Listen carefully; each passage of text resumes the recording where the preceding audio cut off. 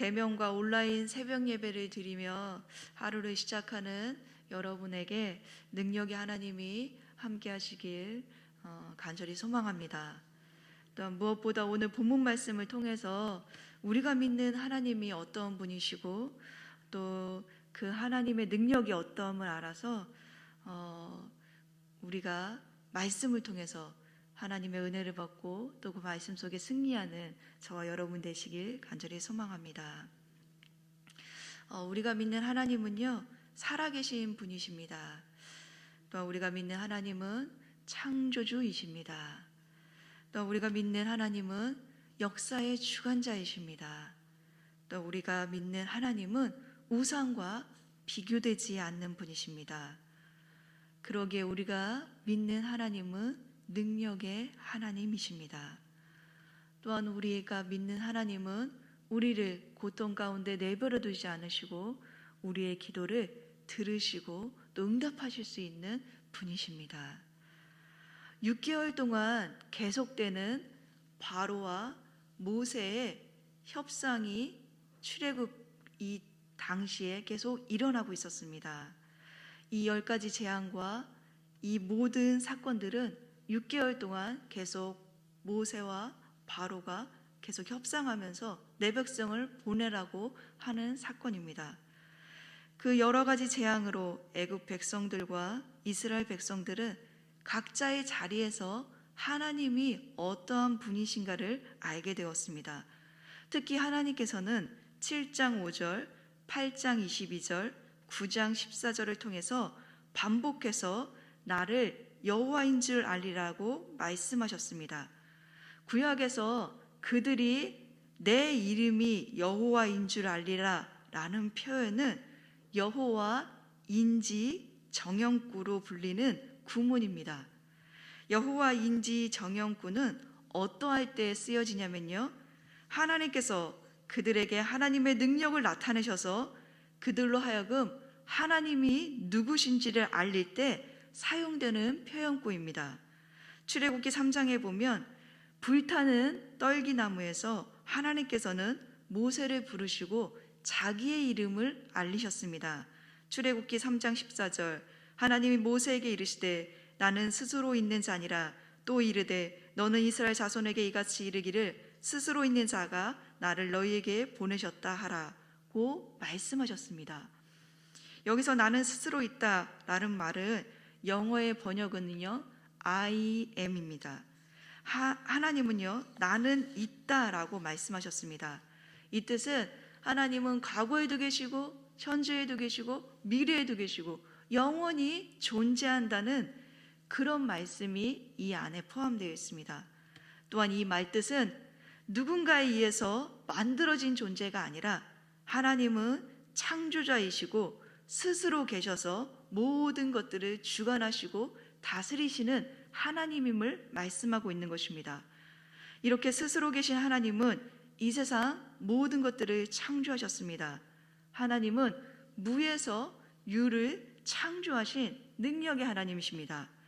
그러나 사람들이 하나님이 어떠한 분인지 모르고 하나님이 만드신 피조물들을 자신들의 신으로 섬기고 있을 때 여호와인지 정형구가 사용되었습니다.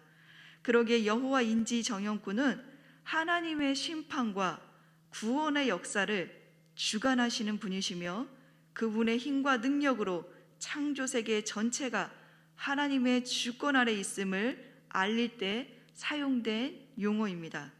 이처럼 여호와인지 정형구가 반복해서 드러나고 있는 부분이 저희들이 계속 살펴보고 있는 10가지 재앙의 사건입니다. 바로가 완고하게 저항하면 할수록 하나님의 능력이 더해졌습니다. 그리고 그 재앙은 더 강력해졌습니다. 세 번째와 여섯 번째 재앙과 마찬가지로 9번째 재앙 역시 심판도 경고도 주어지지 않은 채 진행되었습니다. 본문 21절과 22절의 말씀입니다. 함께 읽어보시겠습니다. 시작. 여호와께서 모세에게 이르시되 하늘을 향하여 내 손을 내밀어 애굽 땅에 흑암이 있게 하라. 곧 더듬을 만한 흑암이라.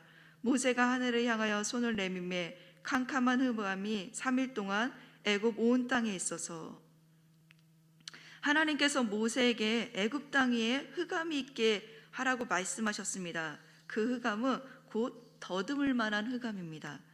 모세가 하늘을 향하여 손을 내미자 애굽 온 전역에 캄캄한 흑암이 3일 동안 덮었습니다. 그러나 하나님께서는 23절에 온 이스라엘 자손이 거주하는 곳에는 빛이 있게 하셨습니다. 애굽에 어두움이 임했다는 것은 태양이 더 이상 떠오르지 않았다는 것입니다. 태양이 빛을 잃었습니다. 이것은 하나님의 분명한 의도를 가지고 애굽 땅에 내리신 재앙이었습니다. 9번째 흑암 재앙은 애굽 사람들이 그토록 섬기고 자랑했던 태양신과 관계가 있습니다. 애굽의 신 가운데 제일 높은 신이 태양신 라입니다. 태양신은 고대 사회에서 거의 신격화되었습니다. 잉카 제국에서도요 태양신을 섬겼습니다. 메소포타미아에서도 태양신을 섬겼습니다. 애굽은 태양을 신격화시켜서 국가의 신으로 섬겼습니다. 그 당시 애굽은요 태양의 제국이라고 불렀습니다. 그 이유는 애굽 왕은 태양신의 아들로 여겨졌기 때문입니다. 그런데 하늘이 어두워졌습니다. 태양이 빛을 잃었습니다. 그들이 자랑했던 태양신 라는 침묵하고 있습니다. 이처럼 하나님은 애굽의 태양신 라를 무력하게 만드셨습니다.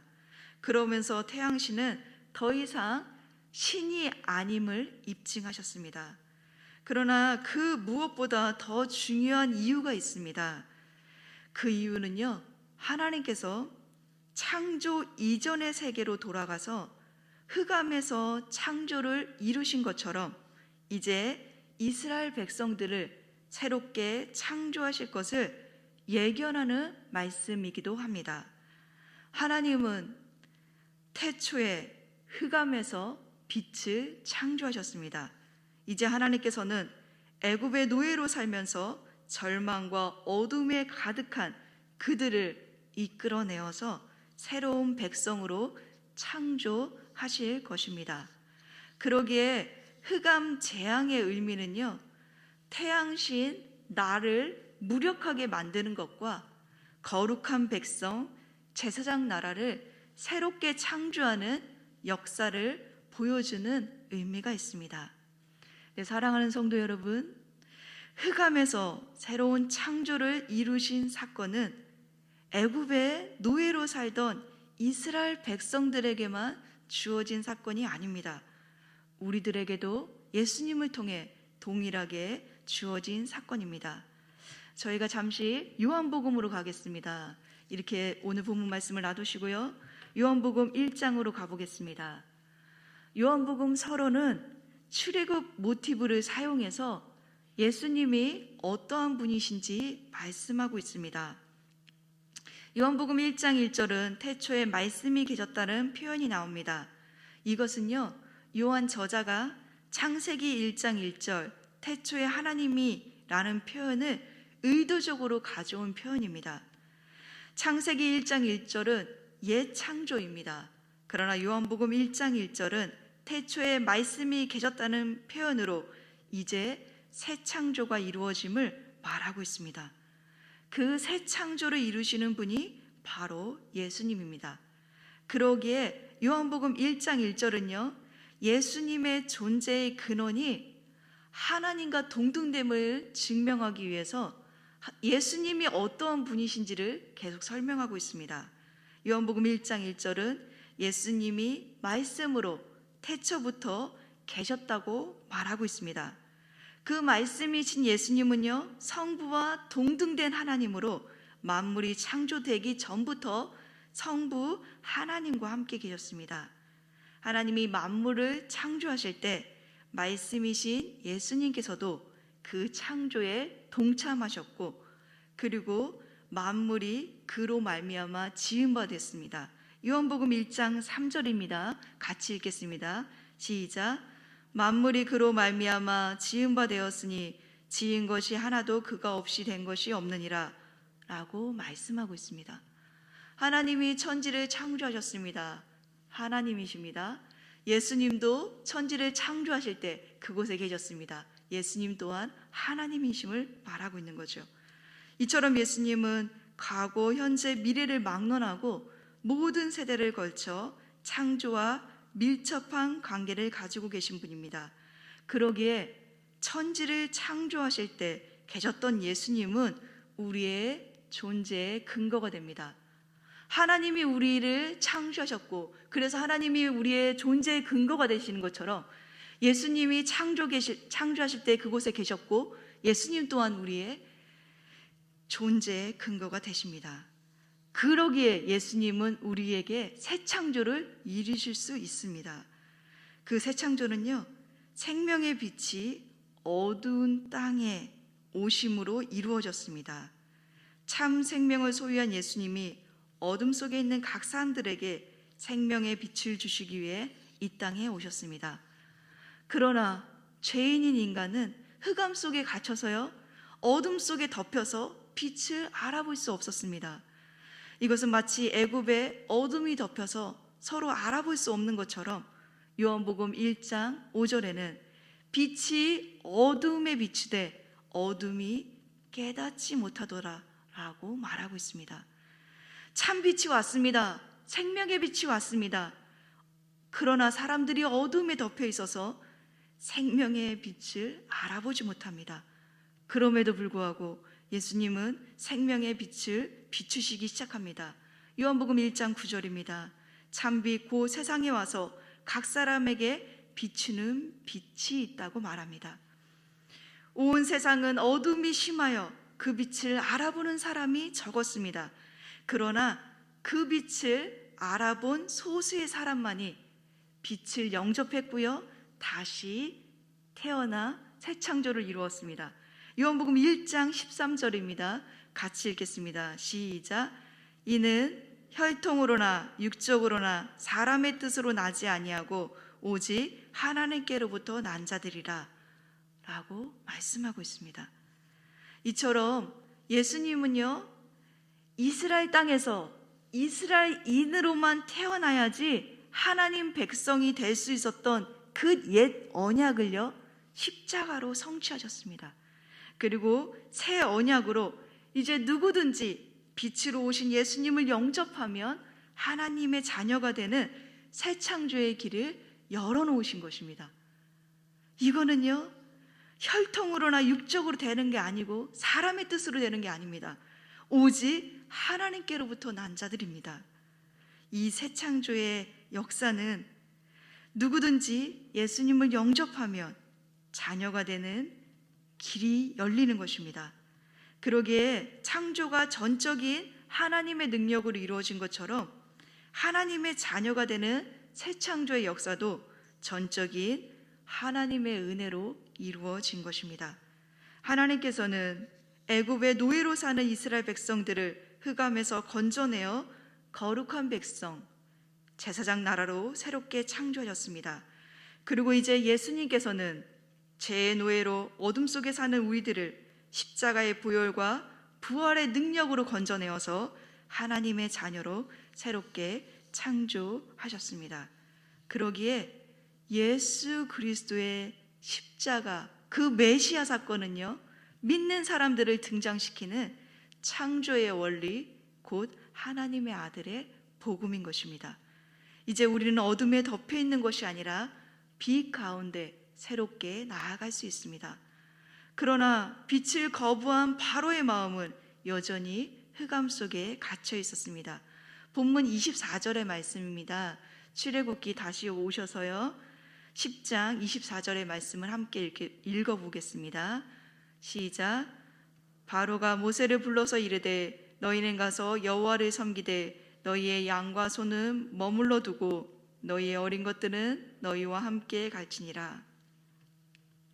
흑암 중에 있는 바로가 다시 빛을 찾을 수 있는 유일한 통로는 모세의 말을 듣고 이스라엘 백성들을 보내는 것입니다. 그러나 바로는 이 마지막 기회에도 다시 타협안을 내놓습니다. 그런데 바로는요, 여기서만 타협안을 내놓은 것이 아니었습니다. 바로는요, 이 10가지 재앙 중에 4번에 걸쳐서 계속 타협안을 내놓습니다. 자, 첫 번째 타협안입니다. 출애굽기 8장 25절입니다. 바로가 모세와 아론을 불러 이르되 너희는 가서 이 땅에서 너희 하나님께 제사를 드리라. 계속되는 재앙 앞에 바로의 타협안은요, 이 땅에서 너희 하나님께 제사를 드리라는 것입니다. 여기서 강조된 단어는 이 땅에서입니다. 원문에 보면은 이 땅 여기서입니다. 그러니까 멀리 가지 말고 여기서 제사를 드려라. 이 땅 범위 안에서 내가 통치할 수 있는 영역 안에서 내 땅의 통치 영역 안에서 예배를 드리라고 타협하는 것입니다. 근데 모세는 안 된다고 하죠. 사랑하는 성도 여러분, 우리가 믿는 예수님, 그리고 우리가 하나님을 믿을 때도 이러한 바로와 같은 타협안이 있을 수 있습니다. 예수를 믿었습니다. 그런데 그 예수를 믿는 사람이 이렇게 교회 안으로 들어오기 시작할 때요, 세상에 있는 친구들이 그럽니다. 세상은 떠나지 마. 세상을 즐기면서도 하나님을 믿을 수 있잖아. 그래, 하나님도 믿고 세상도 믿고, 그래, 여기서도 믿으면 되지, 뭘 꼭 교회를 가야 되나? 이렇게 타협을 하는 거죠. 두 번째 바로의 타협안입니다. 8장 28절입니다. 바로가 이르되 내가 너희를 보내리니 너희가 너희 하나님 여호와께 광야에서 제사를 드릴 것이나 너무 멀리 가지 말라는 타협안입니다. 바로는요, 마침내 이 재앙이 너무 심하니까 이스라엘 백성들을 보낸다고 합니다. 그래, 보내긴 보내겠는데 내 땅을 떠나도 좋다. 그런데 광야도 가도 좋다. 근데 조건이 있습니다. 너무 멀리 가면 안 됩니다. 이 타협안은요, 우리 현실 속에서 이런 경우가 있습니다. 아내가 예수님을 열심히 믿습니다. 그럼 아주 이상적인 남편이 이렇게 충고합니다. 당신 믿는 거 좋아. 근데 너무 깊이 들어가지 마. 교회에 너무 깊이 빠지면 상처받아. 그러니 적당히 믿고 적당히 봉사해 라고 타협하는 거죠. 자, 세 번째 바로의 타협안입니다. 출애굽기 10장 9절에서 10절입니다. 모세가 아뢰되 우리가 여호와 앞에 절기를 지킬 것인즉 우리가 남녀노소와 양과 소를 데리고 가겠나이다. 바로가 그들에게 이르되 내가 너희와 너희 어린 것들을 보내면 여호와를 너희와 함께 함이 같으니 보라, 그것이 너희에게는 나쁜 것이라. 바로는 말합니다. 계속되는 재앙이 있으니까 이제 보내긴 보내야 되겠는데요, 첫 번째, 두 번째는 어른들만 가라, 예배드려라 그랬는데 이제 세 번째는요, 다 가도 좋다, 멀리 가도 좋다, 광야를 가서도 예배를 드려라. 그런데 어린 아이들은 데리고 가지 말라는 것입니다. 자녀들을 남겨두면 장정들이 다시 돌아올 것을 알았기 때문에 바로는 그렇게 타협을 하는 거죠. 이 타협안이 우리 현실 안에 오면 어떻게 되냐면요, 믿기는 믿으라고 말합니다. 그런데 자식들은 믿지 말라고 하는 거죠. 근데 그게 말로 하는 게 아니라 환경과 사항으로 교묘하게 믿지 못하게 만듭니다. 어떤 건지 제가 예를 들어 보겠습니다. 아이들이 학원을 갑니다. 언제요? 주일에요. 그리고 지금 중등, 고등 시간이 얼마나 중요한 시기인데 다음 주는요, 중등, 고등에 중간고사가 있다고 합니다. 그러면 학원을 선택합니다. 또 국가 자격증이 언제 있는지 아십니까? 주일에 있습니다. 토플, 토익 점수, 국가 자격증을 따려면 예배보다는 주일에 국가 자격증을 따러 가야 됩니다. 이렇게 얘기하는 거죠. 교회 가면 취업 못해. 자격증 따야지. 이게요, 교묘하게 타협하면서 자녀들을 교회로 못 가게 만들고 있습니다. 지금 중요한 게 학업이라고 말합니다. 그런데요, 우리는 다음 세대를 잃어버리고 있습니다.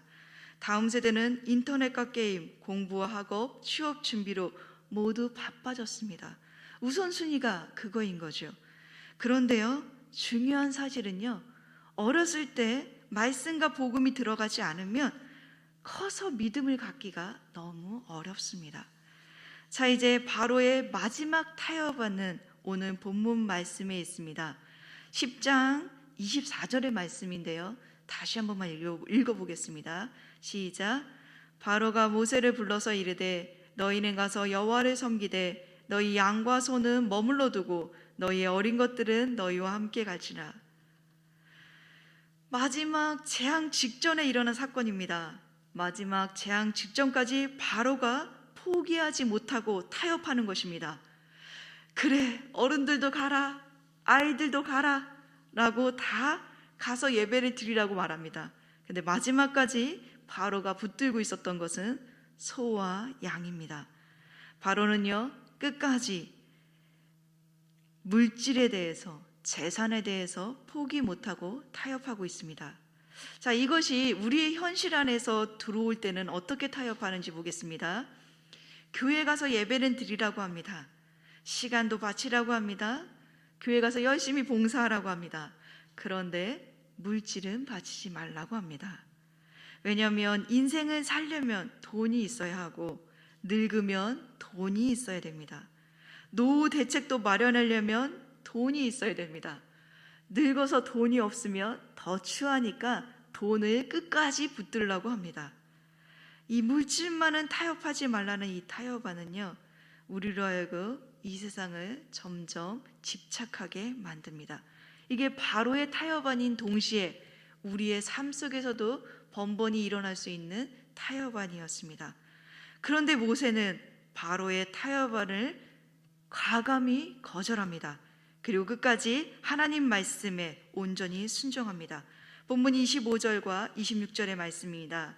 모세가 이르되 왕이라도 우리 하나님 여호와께 드릴 제사와 번제물을 우리에게 주어야 하겠고 우리의 가축도 우리와 함께 가고 한 마리도 남길 수 없으니 이는 우리가 그 중에 가져다가 우리 하나님 여호와를 섬길 것이며 또 우리가 거기에 이르기까지는 어떤 것으로도 여호와를 섬기는지 알지 못함이니이다 하나.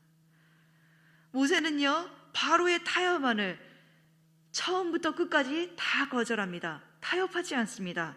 그리고 하나님 말씀대로 끝까지 순종합니다. 그러자 본문 27절에는 바로의 마음이 완악해져서 이스라엘 백성을 보내기를 기뻐하지 않는다고 말합니다. 그럼에도 불구하고 하나님은 바로와 애굽 사람들을 끝내 버릴 수 있는데 그렇게 하지 않으시고요, 하나님은 바로의 완고함을 허용하셔서 그대로 놔두십니다. 재앙이 그치면 마음을 바꾸고 바로의 변심이 계속될수록 재앙의 강도가 심해졌지만 하나님은 바로가 돌이킬 수 있는 기회를 9번이나 주셨던 것입니다.